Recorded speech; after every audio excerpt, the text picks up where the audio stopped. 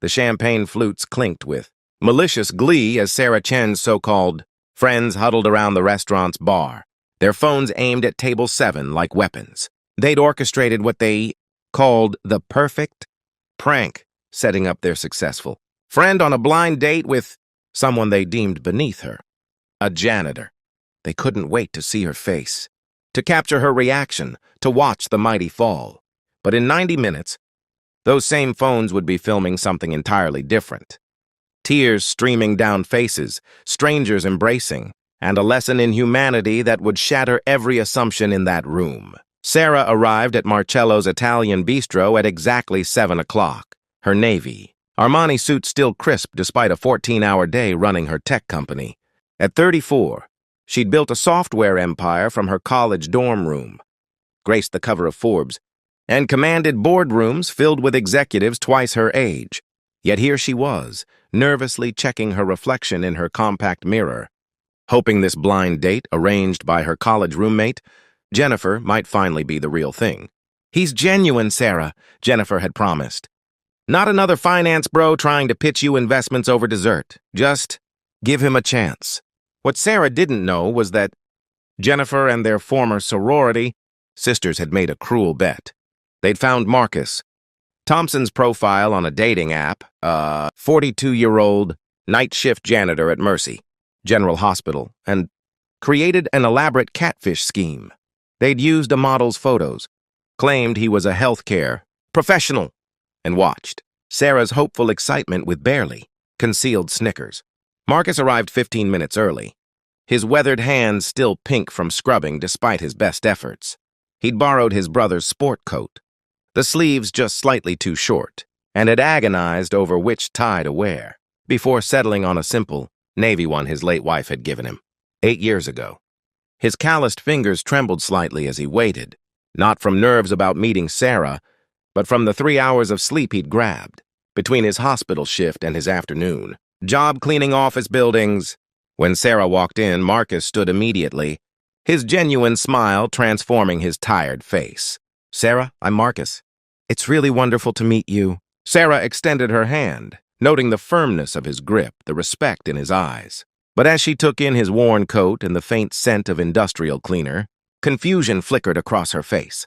This man looked nothing like his photos. At the bar, Jennifer raised her phone higher. This was it. The moment of humiliation. "You look different from your pictures," Sarah said carefully, sliding into her seat. Marcus's face flushed. "I need to be honest with you about that. Those weren't my photos. A friend set this up, said I needed to market myself better after my wife passed. I told him it was dishonest, but he insisted." He shook his head. "I'm sorry. I understand if you want to leave. I wouldn't blame you for a second." The sincerity in his voice made Sarah pause. In her world of corporate posturing and carefully crafted images, such raw honesty was rare. "What do you do, Marcus?" "Your profile said healthcare professional. I'm a janitor at Mercy General. Night shift, mostly the ICU and pediatric floors." He met her eyes. "I clean up after surgeries, sanitize rooms, make sure everything's safe for the next patient. It's not glamorous, but it matters." The women at the bar were leaning in now, expecting Sarah to make her excuses and bolt. Jennifer had her phone, ready to capture what she assumed would be a diplomatic but devastating rejection. Instead, Sarah leaned forward. "Tell me about it. The pediatric floor. That must be heartbreaking sometimes." For the next hour, Marcus shared stories Sarah had never heard in any boardroom. He talked about the way he'd learned to make origami animals, to leave on the bedsides of sick children, how he'd taught himself Spanish to comfort worried immigrant families in the waiting rooms, how he always deep cleaned the rooms where patients didn't make it, not just for sanitation, but as a final act of dignity.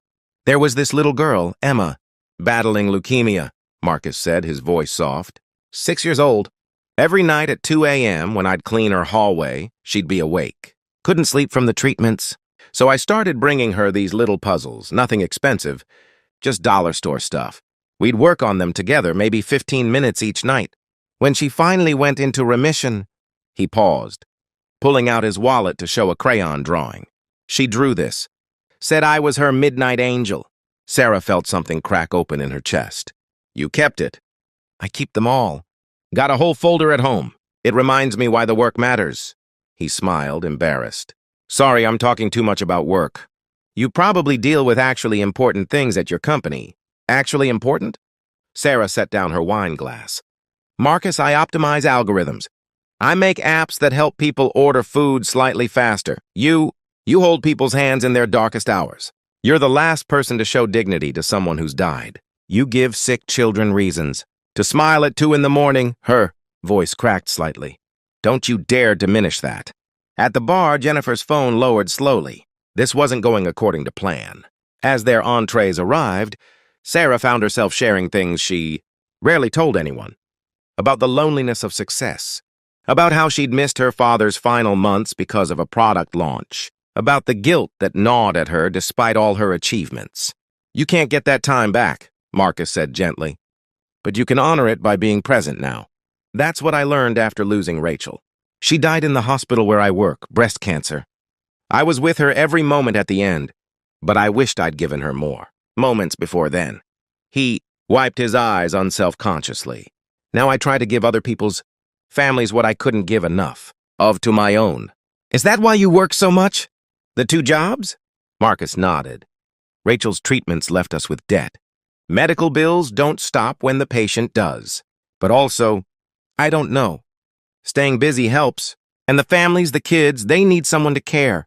I've got plenty of care to give. Sarah's throat tightened. Here was a man who'd lost everything, who worked himself to exhaustion, who could barely afford a decent meal. And he spent his money on store puzzles for dying children. Marcus, I want to tell you something. Sarah took a breath. I run a company called TechVista. We're worth about $300 million. I have more money than I could spend in 10 lifetimes. And sitting here with you, I feel like my entire life has been pointed in the wrong direction. Marcus looked confused. I don't understand. I chase metrics and market share. You chase ways to make children smile in hospitals at 2 a.m. Which one of us is actually successful? Before Marcus could respond, a commotion erupted from the bar. Jennifer, emboldened by wine and stung by how wrong her prank had gone, stumbled over. Oh my God, Sarah, you're actually still here. We were just wondering when you'd make your escape from... She gestured vaguely at Marcus. This. Sarah's expression went cold. Excuse me? Come on, we saw your face when he walked in. This whole thing was just... Jennifer caught herself, but too late. Just what? Sarah stood, her CEO voice emerging. Just a joke? You set me up as some kind of prank? The restaurant went quiet. Marcus sat frozen, humiliation washing over him. Jennifer tried to backtrack. We just thought it would be funny. You're always so serious about dating and... Get out. Sarah's voice cut like steel. All of you. Get out of this restaurant right now and don't ever contact me again. Sarah, you can't be serious. I have never been more serious. You thought it would be funny to humiliate someone? To waste a good man's time and make him feel small? To use me as your entertainment? Sarah's eyes blazed. You're not my friends. You never were. As Jennifer and her group slunk away, their phones now forgotten, Sarah sank back into her chair, facing Marcus. Tears ran freely down her face. I am so sorry. I had no idea. Marcus reached across the table, taking her hand. His palm was rough, worn by work, but his touch was gentle. It's not your fault. And honestly, best thing that ever happened to me. How can you say that? Because I got to meet you.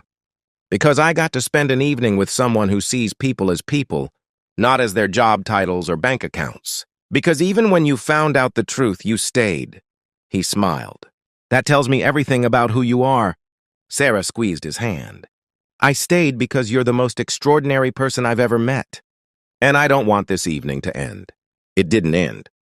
They talked until the restaurant closed, then moved to a 24-hour diner where Marcus nursed coffee before his shift. Sarah learned about his daughter in college, a nursing student he supported on his 2 incomes, and his dreams of eventually opening a nonprofit to help families with medical debt. As dawn broke over the city, Sarah made a decision. Marcus, I want to hire you. I don't know anything about tech, not for my company.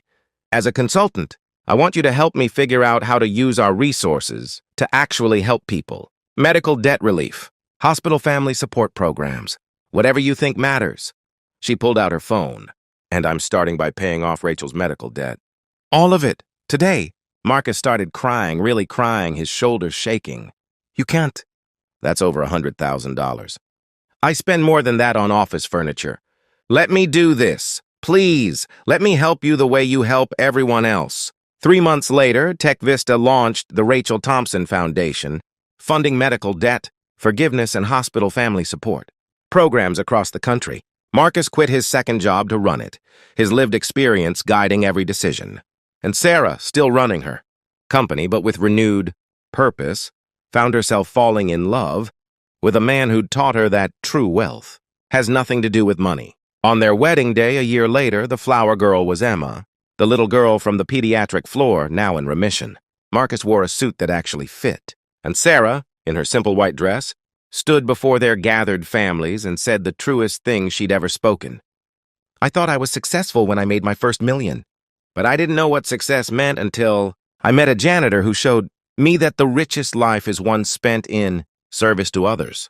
The guests wept, just as people had wept that night in the restaurant when strangers, moved by what they'd witnessed, had surrounded Marcus and Sarah, telling them both that they'd restored their faith in humanity. Sometimes the universe doesn't give you what you think you want. Sometimes it gives you exactly what you need. A reminder that our truest selves emerge not in accomplishment, but in how we treat each other when no one is watching, and that the most successful life is one that leaves the world softer, kinder, and more loved than we found it.